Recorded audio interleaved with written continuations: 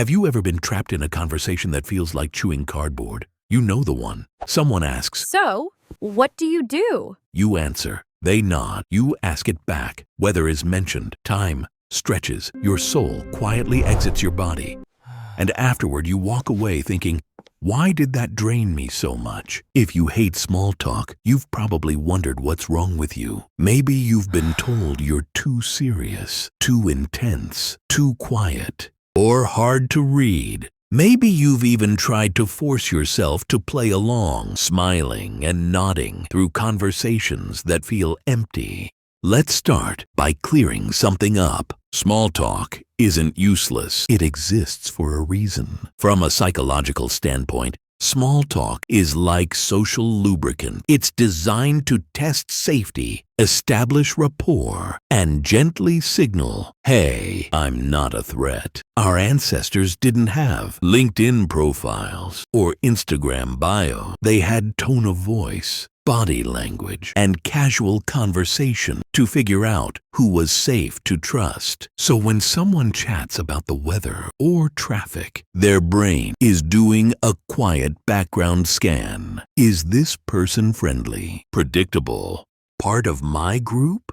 The problem is that your brain might not use small talk the same way. If you hate small talk, chances are your mind is wired to look for meaning before comfort. While others are satisfied warming up the room, you're already wondering what the room is for. You don't just want to talk, you want to connect. And connection, for you, isn't about exchanging information. It's about exchanging perspective. Think of it like this. Some people experience conversation like a casual game of catch. The ball goes back and forth. No one's trying too hard. It's pleasant.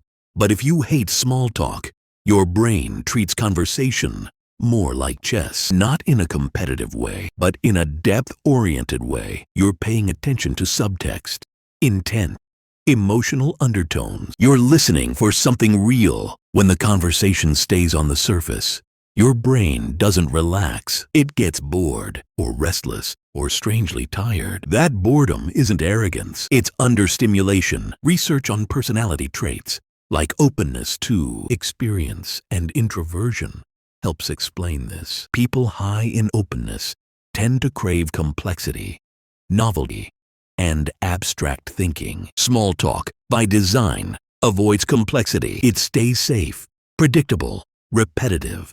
So while others find comfort in it, your brain feels like it's stuck in airplane mode when it wants Wi-Fi. There's also something else going on beneath the surface.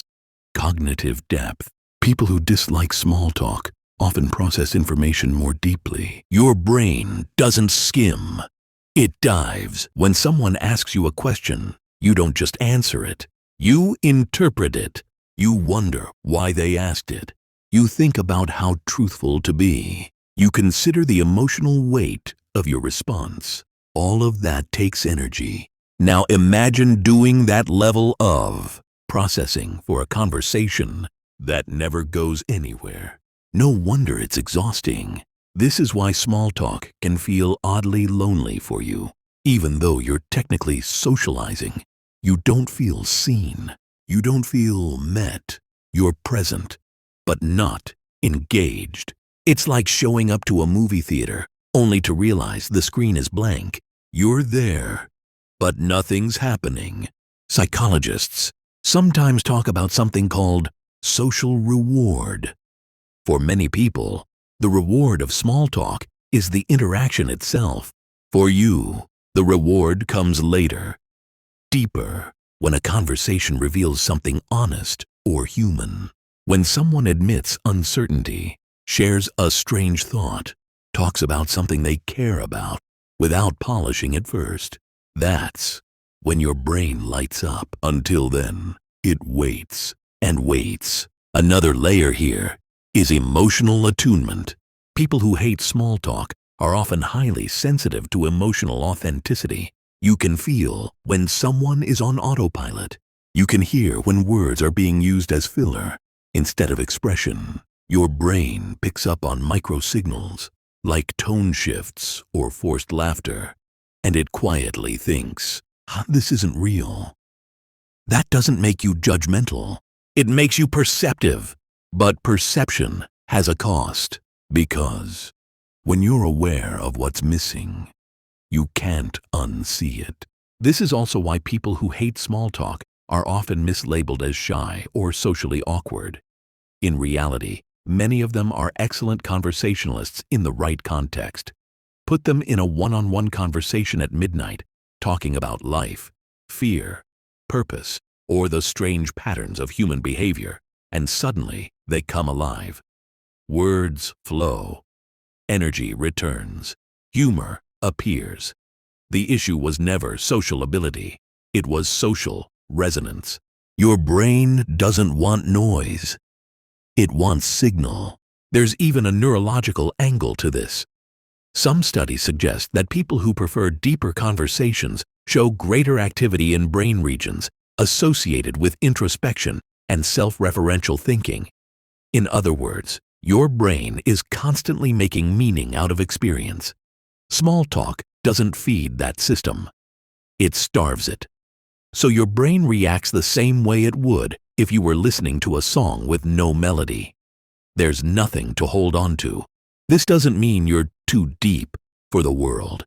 It means your mind operates on a different conversational frequency.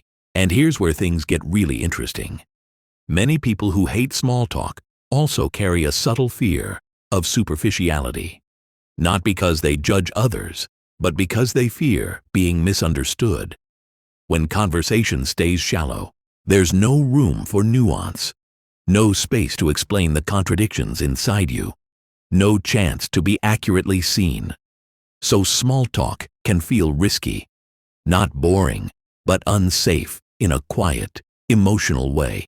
You might not even realize that's what's happening.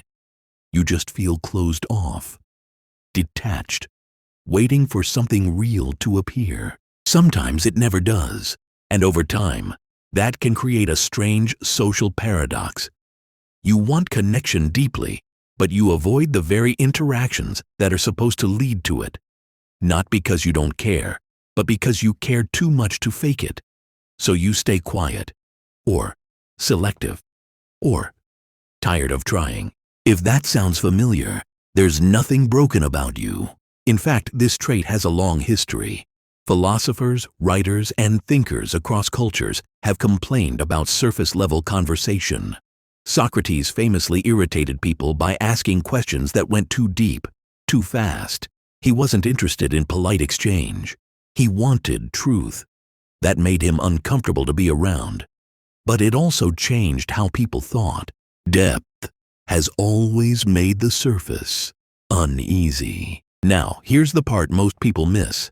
Hating small talk doesn't mean you're antisocial. It means you're selectively social. Your energy isn't infinite, so your brain wants to invest it where it matters. That's not avoidance. That's efficiency. The challenge is learning how to navigate a world that runs on small talk without betraying yourself. And that doesn't mean forcing enthusiasm you don't feel. It means reframing what small talk is for. Instead of seeing it as the destination, you can see it as a doorway, a temporary ritual, a test of tone, not depth. You don't have to live there, and you don't have to apologize for wanting more. Because here's the quiet truth. The same people who seem to thrive on small talk often crave depth too. They're just more comfortable approaching it slowly. Your discomfort isn't a rejection of others. It's an invitation to a different level of conversation, one that not everyone knows how to access. So if you're someone who hates small talk, maybe the question isn't, "What's wrong with me?" but, "What kind of connection am I built for?" Maybe your brain is wired for conversations that don't start with answers, but with curiosity. That don't end with polite smiles, but with new ways of seeing the world. That don't drain you, but leave you feeling more like yourself than before. And maybe that's not a flaw to fix, but a signal to honor. If this resonates, take a moment to reflect on your own conversational patterns. When do you feel most alive talking to someone? When do you shut down? There's information there. And if you want to keep exploring the psychology behind why your mind works the way it does, you already know what to do.